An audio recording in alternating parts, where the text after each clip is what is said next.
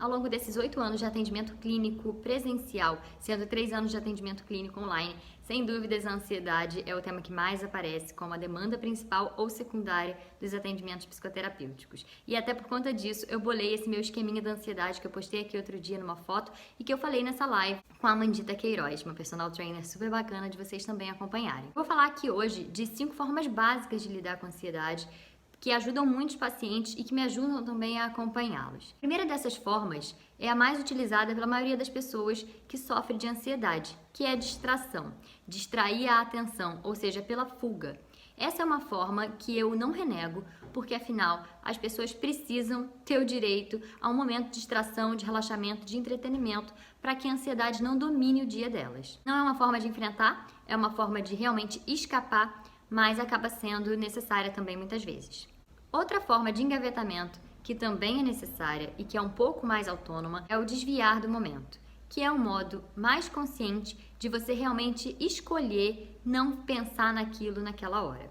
Principalmente se isso está te atrapalhando, se você tem compromissos para cumprir, se você não quer, não está se sentindo forte o suficiente naquele momento para pensar naquilo, enfim, ou está cansado de pensar naquilo, é interessante. Eu costumo encorajar meus pacientes a também utilizarem esse método, principalmente porque existe uma diferença entre esse e uma mera distração.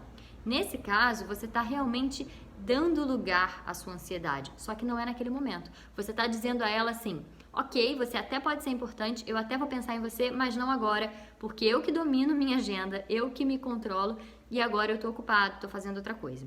Então, nesse caso, você vai dizer quando essa ansiedade pode voltar para você trabalhar. Isso é muito importante porque a gente, evidentemente, precisa dar direito a essa ansiedade, senão ela sempre volta. Então, de nada adianta ficar só fugindo, se ela sempre vai bater a sua porta. É melhor você dar um momento para ela. Mas se você sente que esse não é o momento, ou se você não quer que esse seja o momento, seja forte e diga isso a ela. Daqui a pouquinho eu falo com você. E aí sim, naquele momento, você vai parar, vai dar atenção ao que está se passando e vai elaborar o que está acontecendo. Essas foram 2 formas que eu costumo chamar de engavetamento, que são modos de você não permitir uma dominância da ansiedade a todo tempo. É claro que às vezes é difícil fazer isso também, às vezes mesmo assim a ansiedade fica ali presente e talvez nesses casos seja o momento de você parar e fazer sim um desses outros métodos de análise que eu vou passar agora. É importante lembrar que a maior parte das pessoas que efetivamente sofre de ansiedade, eu não estou falando da ansiedade pontual, que uma pessoa ou outra vive, de uma agitação ou de estar um pouco mais preocupado com alguma situação. Estou falando daquelas pessoas que realmente sofrem de ansiedade cronicamente de forma patológica. E essas pessoas costumam ter medo de fazer esse enfrentamento. Afinal, é claro, elas já se deparam com abismos tão grandes que dá medo mesmo mergulhar mais ainda nessas questões. Mas para essas pessoas, principalmente, eu digo, é muito importante você se permitir a esse enfrentamento. Porque, de qualquer forma, a ansiedade é uma força que quer fluir, como eu digo. Ela passa por você, mas ela quer ficar. E toda vez que você só tentar se distrair, ela vai querer voltar depois. Então, tem uma hora que não dá mais para postergar. Tem uma hora que você vai ter que trabalhá-la. O primeiro ponto de análise para você elaborar isso tudo é compreender o funcionamento da sua ansiedade. E eu ressalto isso porque existem aí algumas divulgações sobre ansiedade muito generalistas. E eu quero dizer que a ansiedade é um processo singular para cada uma das pessoas e em cada um dos momentos que essas pessoas estão vivendo. Então, é importantíssimo fazer uma análise constante do funcionamento dessa ansiedade. Por exemplo, a sua ansiedade vem do nada ou ela vem engatilhada por alguma situação? Aquela crise específica que você teve veio engatilhada por alguma situação ou ela veio do nada a partir de um acúmulo de outras energias, de outras preocupações, de outras angústias? Quais são os pensamentos que acompanham a sua ansiedade? São pensamentos negativos? São pensamentos obsessivos? Vêm acompanhados de rituais, de comportamentos compulsivos? Como ela se conecta? Qual é o grau de intensidade que esses pensamentos têm?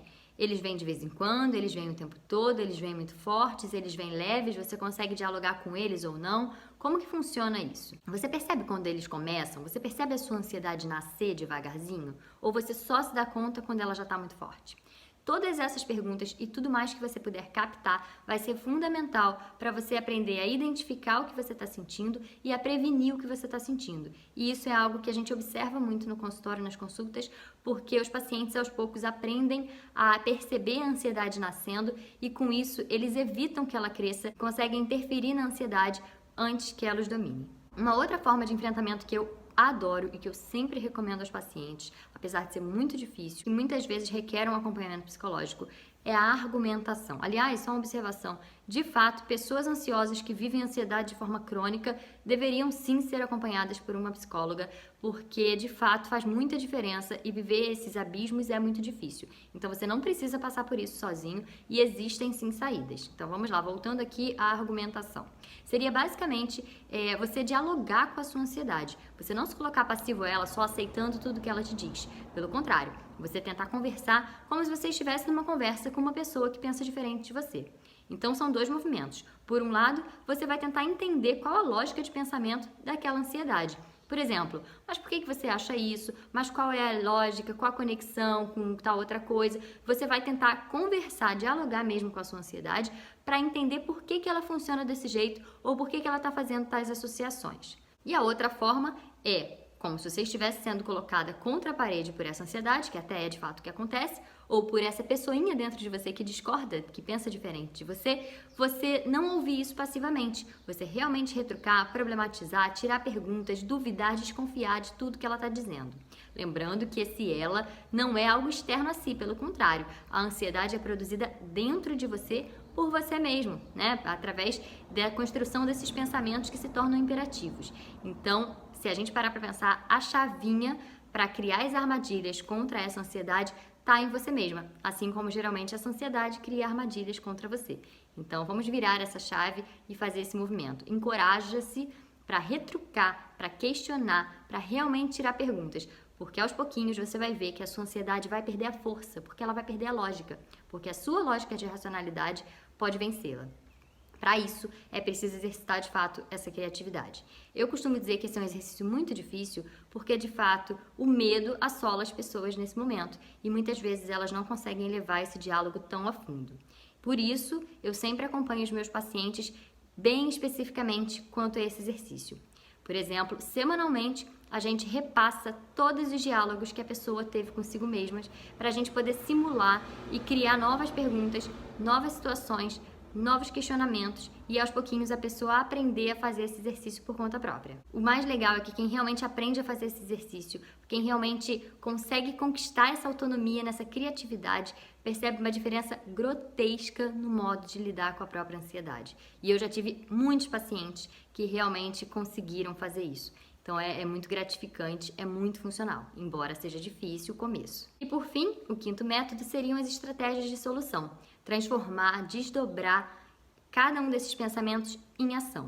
Ou seja, basicamente você registrar quais são essas pendências, esses medos, esses receios, essas preocupações que geram estresse, ansiedade, angústia em você e tentar desdobrar cada um deles em um passo a passo muito detalhado do que você pode fazer para solucioná-los ou para criar as condições para solucioná-los. Solucionar, nesse caso, não seria necessariamente resolver 100% o problema. Algumas vezes sim, outras vezes só um alívio realmente, a depender da natureza da questão. Agora, não aceite o argumento de que não tem jeito e que você já tentou de tudo. Sempre há infinitas e inesgotáveis formas de experimentar. Mesmo uma solução que você já tentou uma vez pode ter um efeito completamente diferente hoje no novo contexto, ou numa nova combinação de estratégias. Coloque-se a pensar quais são os pequenos movimentos criativos que você pode fazer para ir desembaraçando aos poucos os seus problemas.